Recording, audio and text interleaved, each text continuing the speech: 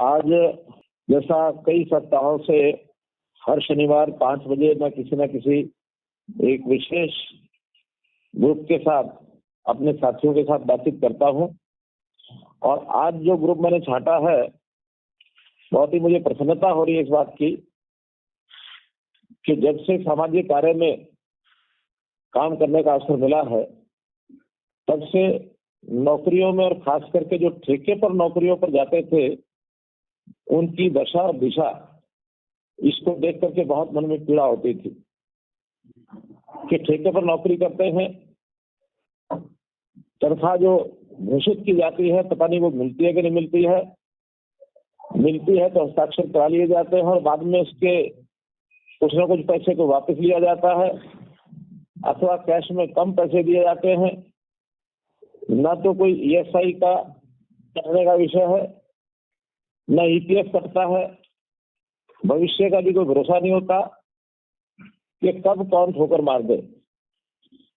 और बहुत समय से ये मांग हमारे बहुत से ऐसे कर्मचारी संगठन हैं, उनकी ओर से भी उठती रही है कि इस ठेकेदारी प्रथा को खत्म करें। बहुत विचार किया, तब जाकर एक विषय ध्यान में आया कि क्यों ना कुछ व्यवस्था सरकारी तौर पर ऐसी करे जो भले ही अस्थायी नौकरी देने वाला सिस्टम हो, कुछ निश्चित समय के लिए देने वाला सिस्टम हो, तो भी हमारी देखरेख में चले, जिससे ऐसे सब कर्मचारियों का शोषण बंद हो, उनके होने वाली तकलीफ उसको दूर करे। और जो हमने सरकारी सिस्टम में किया है, खर्ची, पर्ची, अर्जी, ये सब बंद किया जाए। सरकारी नौकरियों में तो हमने बहुत पहले से ही पारदर्शिता और मेरिट के आधार पर नौकरी देनी शुरू कर दी थी, लेकिन ये ठेकेदारी प्रथा इसमें लगातार एक अथाई बनी हुई थी। लेकिन आज मुझे बड़ी खुशी है कि हमने ये जो नौकरियां भले अस्थायी दे रहे हैं, भले कम समय के लिए दे रहे हैं, जरूरतमंद लोगों को मिल रही हैं, पारदर्शिता से मिल रही हैं, और उसमें भी एक जो मेरिट का विशेष ध्यान रखा जाता है, ताकि जहां भी कहीं समय पर इन नौकरियों के लिए वर्कफोर्स की, लोगों के काम करने वाले लोगों की जरूरत पड़ती है, कम से कम समय में उनको उपलब्ध कराया जाता है।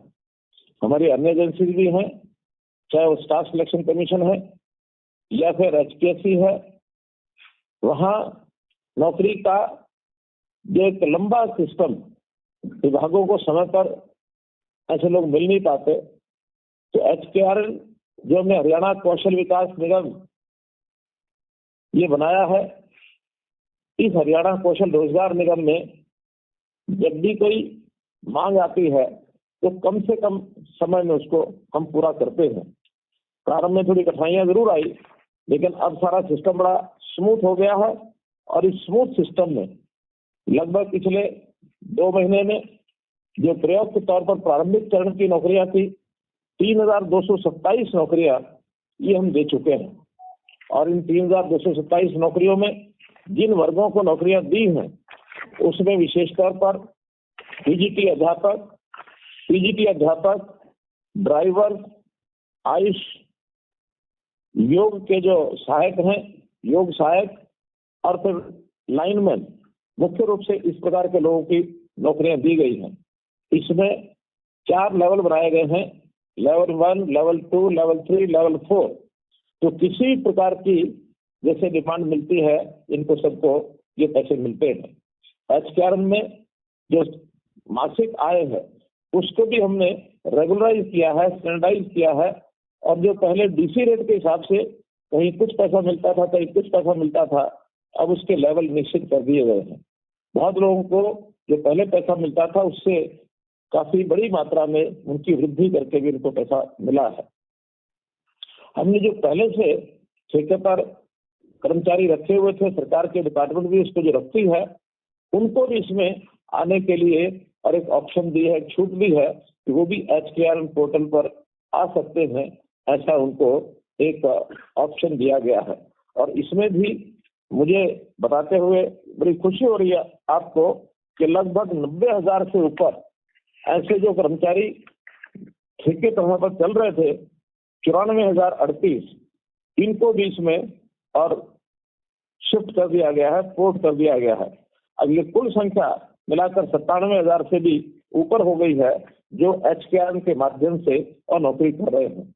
अब इन सबको समय पर सुनिश्चित आय वो HKRN से ही जाती है, उनके बैंक में खाते में सीधी चली जाती है, कहीं कोई कठिनाई नहीं आती है। तो इस प्रकार का एक ये जो सिस्टम है ये हमने शुरू किया है और इस सिस्टम के माध्यम से जो जरूरतमंद लोग हैं, जब हमारी आवश्यकता होती है, हम HKRN पोर्टल पर उनको वहाँ दर्ज करते हैं। तो बाद में केवल रजिस्ट्रेशन का काम बचता है। इस रजिस्ट्रेशन के लिए पहले चरण में हमने उन्हीं लोगों को रजिस्टर करवाया है जिनके पास कोई ना कोई अनुभव था, एक्सपीरियंस था। लेकिन ऐसे अनुभवी लोग जब उनकी हमारी आवश्यकता के हिसाब से उनकी संख्या उस रजिस्ट्रेशन में नहीं मिलती है, तो फिर नए लोग भी उसके अंदर और प्रवेश कर सकते हैं और रजिस्टर्ड वाले लोग आ सकते हैं। अलग अलग प्रकार से प्राथमिकताएं दी गई हैं। अनुभव की भी प्राथमिकता है। जो कोई व्यक्ति अंत्योदय परिवार से है, जो जिसकी आय कम है परिवार की, ऐसे लोगों को भी विशेष प्राथमिकता दी गई है। मेरिट को भी प्राथमिकता दी गई है। तो इन सब प्राथमिकताओं के आधार पर जो एक रैंक बनता है, उस रैंक से और बहुत जल्दी हम जो है उन नौजवानों को और सिलेक्ट करके अब डिपार्टमेंट को भेजते हैं। डिपार्टमेंट में नौकरी लगते हैं।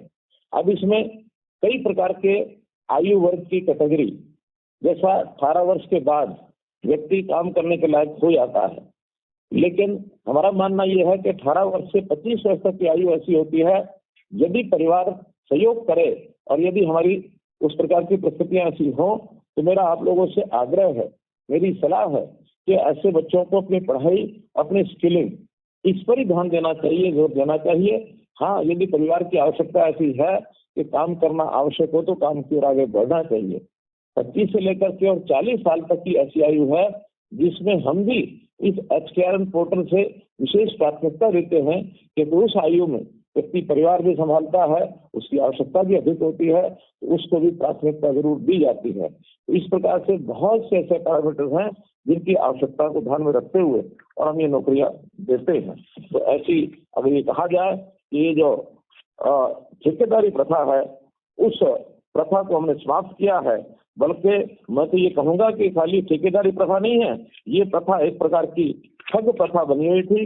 इस ठग प्रथा को हमने समाप्त किया है और प्रारंभिक चरण में चाहे वो बहुत कम संख्या में 3-3,500 लोगों को हम दे पाए हैं, लेकिन आज आपसे बात करते हुए मुझे खुशी हो रही है कि जब भी आप काम में नहीं थे और अब आपको काम नए सिरे से मिला है, तो परिवार चलाने के लिए आपको कितना ही लाभ हुआ होगा, कितनी आपको ये खुशी हुई होगी। ये बात भी ठीक है कि नौकरी में कभी कभी व्यक्ति को लगता है कि उसकी जो मेरिट है या उसकी जो क्वालिफिकेशन है उसके हिसाब से उसको नौकरी नहीं मिली है।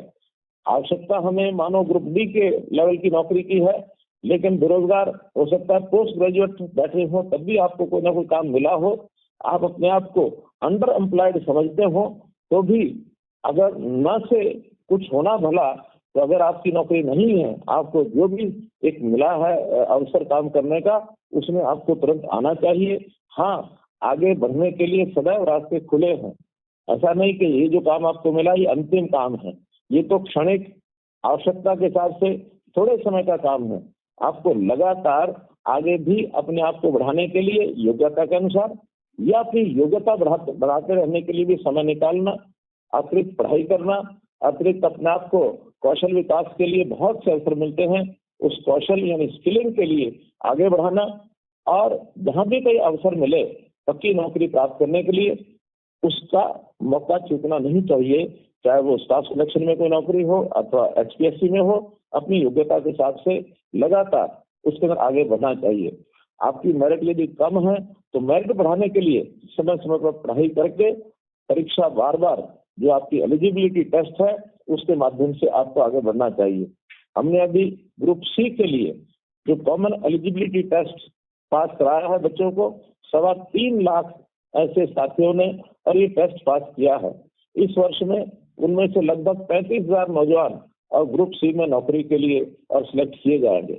इसके तुरंत बाद ग्रुप D के लिए और CET का जो टेस्ट होगा, कॉमन एलिजिबिलिटी टेस्ट का, उसमें भी जिनको उसमें नौकरी नहीं मिलती है ग्रुप सी में, उनको डी में भी जाने में आपत्ति नहीं होनी चाहिए, क्योंकि आखिर न करने से कुछ करना भला होता है, उसमें लगना चाहिए। लेकिन मैं फिर कहूंगा, अपनी योग्यता बढ़ाकर बार बार परीक्षा में जाकर के अपने आप को आगे बढ़ाने का अवसर ये बहुत मिलता है। कहीं एक जगह रुकना नहीं है, चलते चले जाना है, चलते चले जाना है।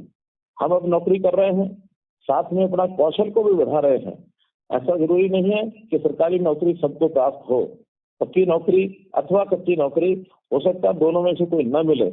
ऐसे अपने साथियों को भी हम लोग को प्रेरित करना है कि अपने कौशल विकास के माध्यम से जो भी कोई साधन अपने को मिलते हैं, उन साधनों से कोई ना कोई स्वरोजगार के नाते भी आगे हमको बढ़ना ये नहीं छोड़ना चाहिए। अपना उद्देश्य है हर किसी को रोजगार मिले। वो रोजगार स्वरोजगार भी हो सकता है, वो छोटा उद्योग भी हो सकता है, कोई घरेलू व्यवसाय के अंदर हम काम करके अपनी आय को बढ़ा सकते हैं, प्राइवेट नौकरी हो सकती है, सरकारी नौकरी हो सकती है। तो इस प्रकार के बहुत से अवसर हैं। अंतर्गतवा मैं यही कहूंगा कि प्रदेश के सब लोग को रोजगार मिले। हर वर्ष लगभग 4,000 से नौजवान जो 18 वर्ष की आयु को पार करके आगे बढ़ते हैं, सब लोगों को कोई ना कोई काम मिले, चाहे वो अपने पारिवारिक काम में जुटे अथवा स्वरोजगार में जाए अथवा नौकरी में जाए। ऐसे सब कामों में अगर हम आगे बढ़ेंगे, ये जो बेरोजगारी का हर समय भूत खड़ा कर दिया जाता है, इस बेरोजगारी के इस दायरे में से हम बाहर निकल करके रोजगार प्राप्त करने वाले बने। भारत सरकार ने बहुत सी ऐसी योजनाएं चलाई हैं, जैसे स्टार्टअप योजना है, स्टैंडअप योजना है। बहुत से ऐसे अवसर भी प्रदान कराए हैं कि जो आज नौकरी के लिए भटक रहे हैं, अच्छे अवसर मिलने के बाद वो लोग नौकरी लेने वाले नहीं, बल्कि 10-10, 5-5 लोगों को नौकरी देने वाले भी बनकर खड़े हो जाते हैं। आखिर हम अब एक सिस्टम में आगे बढ़ने के लिए बहुत से ऐसे अवसर हमको मिल रहे हैं, इसको हम प्राप्त करें। और ये जो कॉन्ट्रेक्चुअल नौकरी आपकी मिली है, मैं आशा करता हूँ कि इसमें से अपने अनुभव के आधार पर और आगे बढ़ने का भी रास्ता, हमारा जो अनुभव है, जो भी मिलेगा हमको, जितने साल की हम नौकरी करेंगे सरकारी कच्ची नौकरी, इसके बाद हर वर्ष का आधा अंक ये हमको हमारी मेरिट में भी जुड़ेगा। आगे जब कभी पक्की नौकरी में जाएंगे तो 5 अंक इन अनुभवों के लिए भी जोड़े जाते हैं। उस अनुभव और अपनी शिक्षा के आधार पर मैं अपनी मेरिट लिस्ट में कैसे आगे बढ़ूं, इसका भी जरूर हम लोग ध्यान रखें। और हमारी के साथ साथ जो हमको ईपीएफ और ईएसआई का लाभ मिलता है, लेबर वेलफेयर फंड का लाभ मिलता है, इस लाभ को भी हम बराबर बनाए रखें। किसी भी स्थान पर हम नौकरी करने के लिए जाएं, हमारा ईपीएफ और ईएसआई का सिलसिला ये लगातार चलता रहे, इसमें हमारी अपनी जो कंट्रीब्यूशन है वो भी होती रहे। इन नौकरियों के अंदर हमने भी ध्यान रखा है कि जो वर्ग कमजोर वर्ग हैं, जिनके लिए रिजर्वेशन होती है, ऐसी रिजर्वेशन की जो सीमा है, अभी तक अनुभव ये आया है कि उस सीमा से भी अधिक बंधु इसमें नौकरी प्राप्त कर रहे हैं। अगर 80 का 20% का रिजर्वेशन है तो हमारे आंकड़े के हिसाब से इनकी संख्या अभी जो भर्ती हुए 30.7%, और 80 हमारे जो नौजवान साथी हैं उनको नौकरी मिली है, क्योंकि हमने इसमें आय जो कम आय के लोग हैं उनको प्राथमिकता दी है। आय की जो सीमा 1,80,000 रुपया गरीब परिवार के लिए रखी गई है।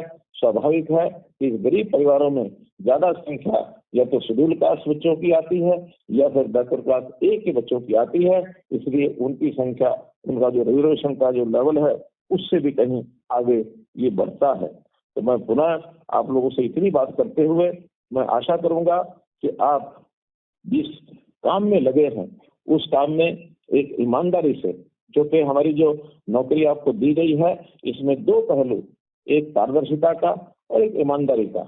जैसा मैंने पहले कहा कि पर्ची खर्ची अर्जी सब बंद है, तो आपको तो शायद किसी को आपने कहा भी नहीं होगा कि मुझे नौकरी चाहिए। घर बैठे आपको ये पत्र मिला होगा, संदेश मिला होगा कि एचकेएम के माध्यम से आपको नौकरी दी जाती है। तो जिस शुचिता से, जिस अच्छे भाव से आपको नौकरी दी गई है, आप भी काम करने के लिए उसी भाव से आगे बढ़े कि हमको ईमानदारी से, पारदर्शिता से समाज की सेवा करने के लिए काम करना है। काम से जी चुराना ये सदैव घातक होता है। आज से ही अपनी आदतें ठीक करेंगे तो जीवन में आगे बढ़ने के लिए बहुत ही अच्छे अवसर आपको मिलते रहेंगे। अब आपको मैं बहुत बहुत शुभकामनाएं देते हुए अपनी बात को यहाँ समाप्त करता हूँ।